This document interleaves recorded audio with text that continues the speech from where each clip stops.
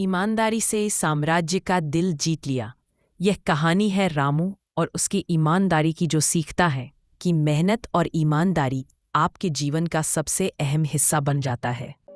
यह कहानी है रामू और उसके ईमानदारी की। एक राज्य में रामू नाम का एक गरीब किसान रहता था। वह अपनी छोटी सी जमीन पर कड़ी मेहनत करता था। रामू बहुत ईमानदार और नेक दिल इंसान था। लोग अक्सर उसकी गरीबी का मजाक उड़ाते थे, पर रामू ने कभी भी गलत रास्ता नहीं अपनाया। एक दिन जब रामू खेत जोत रहा था तो उसका हल किसी ठोस चीज से टकराया।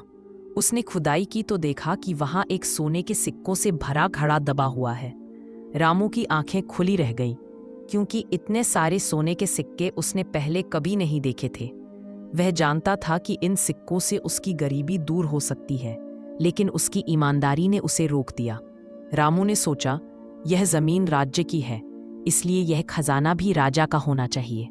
वह घड़ा लेकर सीधा राजा के महल पहुंचा। राजा का नाम विक्रम था और वह अपनी ईमानदारी और न्याय के लिए पूरे राज्य में प्रसिद्ध थे। रामू ने राजा के सामने सोने के सिक्कों का घड़ा रखा और पूरी बात बताई। उसने कहा, महाराज, यह खजाना मेरे खेत में मिला है, पर यह जमीन आपकी है, इसलिए मैं यह आपको सौंपने आया हूं।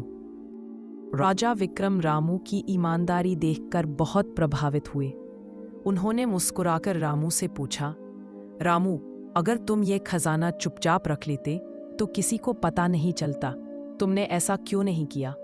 रामू ने विनम्रता से उत्तर दिया, महाराज, मेरे पिताजी ने मुझे सिखाया है कि ईमानदारी सबसे बड़ी दौलत है। जो चीज मेरी नहीं है उसे लेना पाप है। राजा विक्रम यह सुनकर अत्यंत प्रसन्न हुए। उन्होंने कहा, रामू, तुम्हारी ईमानदारी इस सोने से कहीं ज्यादा मूल्यवान है। राजा ने मंत्री को आदेश दिया, यह सारा खजाना रामू को दे दिया जाए। एक ईमानदार नागरिक को यही सही इनाम है, और आज से रामू को राज्य के किसानों का मुखिया बनाया जाए। रामू यह सम्मान और खजाना पाकर बहुत खुश हुआ। उसने राजा को धन्यवाद दिया।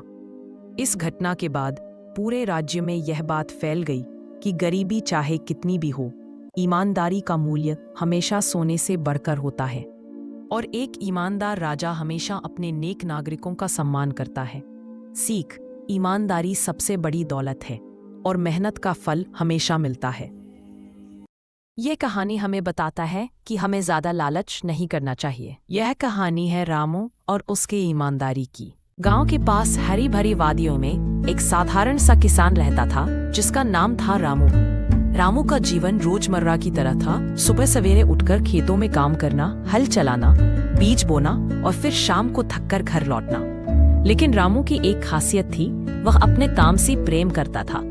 एक दिन रामू ने अपने खेतों में एक नया बीज बोया, जो उसने अपने दादाजी से मिला था।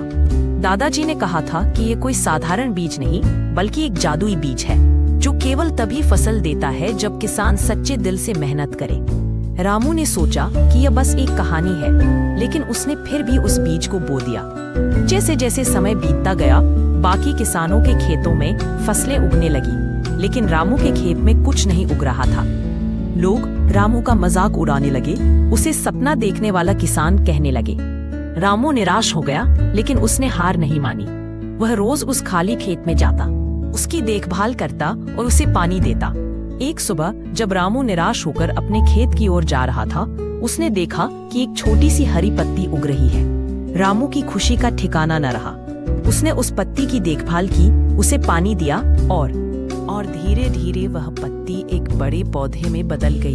लेकिन कहानी में एक नया मोड़ आता है। जैसे ही रामू उस पौधे को देखता है, उसमें से एक चमकदार रोशनी निकलती है और रामू को एक नई दुनिया में ले जाती है। रामू खुद को एक ऐसी जगह पर पाता है जहां हर जगह सोना ही सोना था। वह यह देखकर हैरान हो गया और उसने सोचा कि अब वह अमीर बन जाएगा, लेकिन एक आवाज उसे रोकती है, रामू, यह सिर्फ एक भ्रम है। असली सोना वह है जो तुमने अपने पसीने से कमाया है। रामू ने उस आवाज को ध्यान से सुना और तुरंत समझ गया।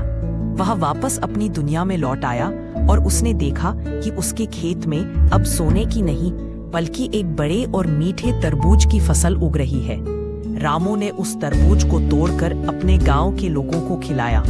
लोगों ने जब वह तरबूज खाया तो उन्हें बहुत अच्छा लगा और उन्होंने रामू की मेहनत की सराहना की।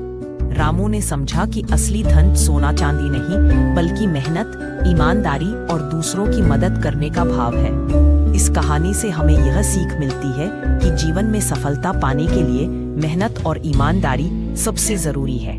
रामू ने अपने दादाजी की बात मानी, अपनी मेहनत पर भरोसा रखा। उसने लोगों के मजाक को अनदेखा किया और अपने काम में लगा रहा। यही कारण था कि उसे सफलता